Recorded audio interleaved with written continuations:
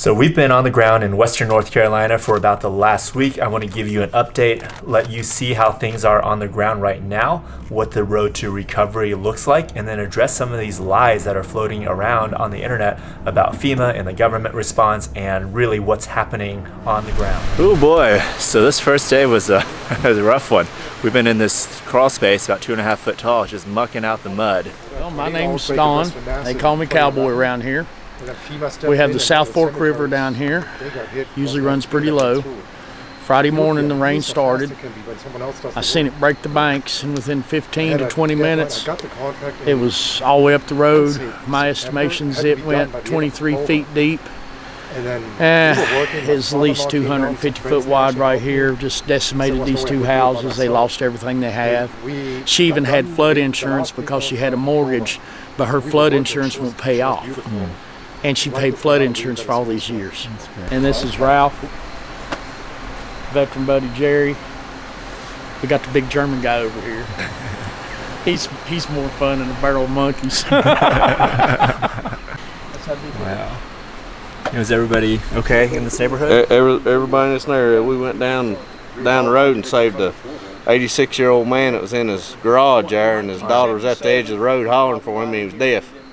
So me and him and another helper I had here at that time, we went down there and got him out of there. Wow. That's how high it was in the house. Wow. We came down, we didn't know what to expect. We didn't know if there would be power, if there would be water, what the situation would be. But actually, the crews have been working super, super hard, and most communities now do have power. A lot of the roads are one-lane roads, as half the road is just washed away by the river, but the road is open, and pretty much for everywhere except these really far out communities way up in the mountains, places have water, they have power, and they have access via road. Well, devastation. Chilhowie, Virginia. Chilhowie, land of many deer. Floodwaters got up to there. But y'all done amazing. Y'all, gosh, the manpower, it's just amazing, and we feel blessed. Y'all helped my 80-year-old parents tremendously. You just don't know what that means. So in these communities around the mountain towns, the hubs where people go in to get their groceries, get their gas, all of that, so groceries, gas stations, all of that are open. So that is really good news, and it really speaks to the hard work of these crews have been doing just night and day, clearing, all the blowdowns, fixing the roads, fixing the power. I was not expecting it to be this far along, so I'm really impressed by that. I am here with Shashir Inakalawa, aka Michelangelo of the Teenage Mutant Ninja Turtle 3 Michelangelo and TV series. This is going to be a heartful Kawabanga Child Care Center.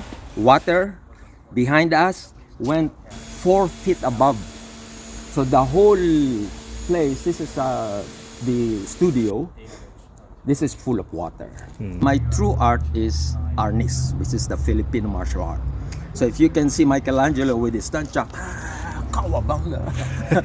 that's actually the originalistic fighting of the Philippines without the chain. So the death toll, official numbers for the storm are over 300 now. Talk to people on the ground, they think that number is going to be much, much higher. People in Swannanoa, they thought that there might be 2,000 dead in their area alone. It's definitely going to be higher than the official count now. I don't think it's going to be, 2,000, 5,000, 10,000. That seems way too high. Right now, for sure, they're still doing body recovery operations, trees and just everything else, dirt and mud, and there are bodies within that. They're using cadaver dogs to go in and find them.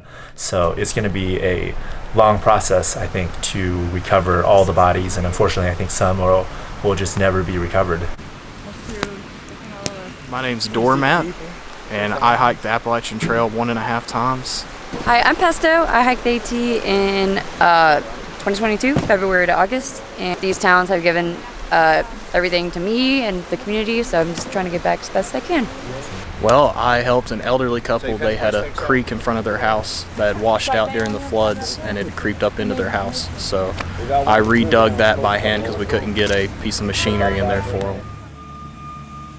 Yeah, new mission today, that is to cut out a bunch of blowdowns in front of a skid steer, which will then push them off the road. So I think it sounds like we're clearing roads.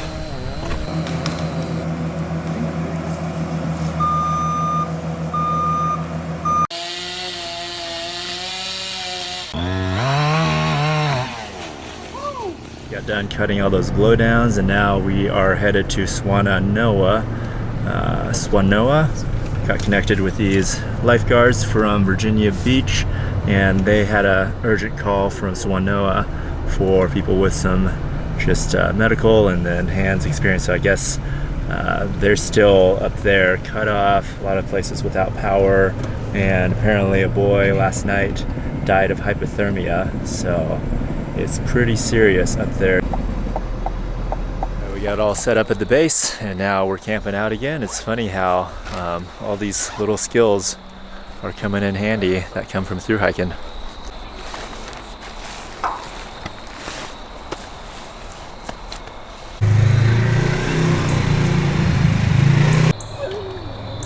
That is a fucking...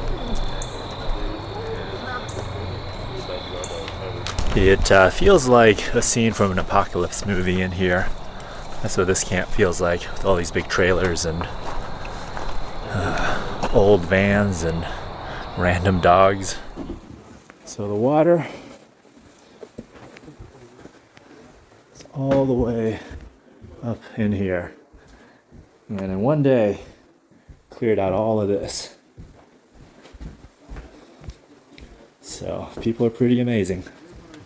So then addressing all this lies and misinformation about like FEMA and the federal government. So one, FEMA is not going around confiscating supplies. We have seen none of that. No one on the ground has experienced that. People on the ground have experienced really only positive things with FEMA. Like the people are working really hard, and like you have to understand that this organization is a management organization. It's, you know, there is no FEMA army. There isn't, you know, a thousands of people strong army. What they do is they hand out money. They give money to local governments. They give money to state governments. They give money to individuals, and then with that money, all these places hire crews, hire contractors, and that's how things get rebuilt. There is no like, you know, crew of FEMA people that go out and rebuild homes. That is not their job. Their job is to help hand out money, resources, so then the people, you know, affected can use those resources to rebuild, buy their necessities. You know, they're putting people up in hotels. When people say like, where's FEMA, where's the government? Like, who do you think are paying for all of these crews that are going in, clearing the roads, putting the power back up, fixing the infrastructure? Like, that's what the government is doing. They're handing out the money to do all of that. So the Army, the National Guard are all out here. Active duty folks, there was this group from the 101st out here doing chainsaw work. I think it's really important to address and debunk these lies because they put people's lives in danger, right? So there are people stuck up in the mountains right now whose houses have been destroyed.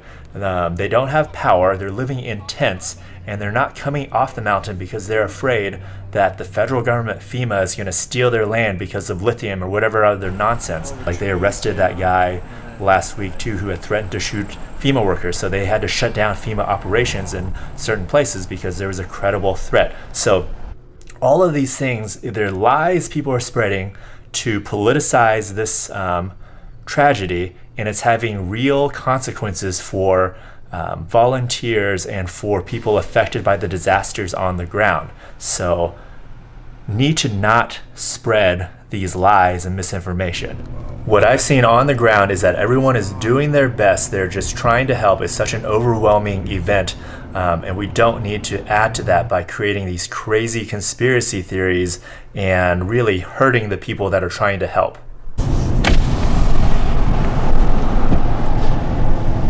There's Damascus.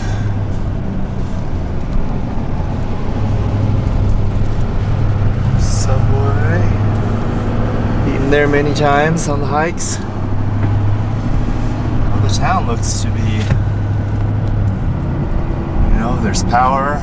So recovery's going to take a while, but I'm actually pretty optimistic based on what I've seen. I think things will recover faster than we might think there are just so many people out there helping, and that needs to continue. Like, they're going to need those man-hour volunteer hours. So if you can, just get out there for a weekend, get out there however long you can. It is all very helpful. It's very much appreciated. And then they're going to need funds. So donate if you can. Also, a lot of these towns are starting to open up again, like Damascus. Some of the businesses are open now, and they've opened up a portion of the Creeper Trail. And so if you can, get out there. Like, the businesses want you there. It's not a situation now where you're going to be taking up local resources, because like I said, roads are open, power is on, grocery stores are stocked, water is on. So yeah, a lot of these places are now opening up for business, and these businesses will need you to come in and spend money. Otherwise, they're all gonna go out of business. So that's what I've got this week. I'm gonna go down to Damascus, go down to Johnson City, Irwin, Hot Springs, try and check out some of the trail around that area, and then I will make another update specifically about the Appalachian Trail and how that was affected, and what I think the future of hiking 25, 26 will look like post Helene. And I will have a link below. So the real need right now are heaters and then winter clothing. And so if you just want to put some money there, that's what I'm collecting money for right now. And then I will be purchasing those supplies and then delivering them to probably like Swannanoa, because that was the hardest hit area.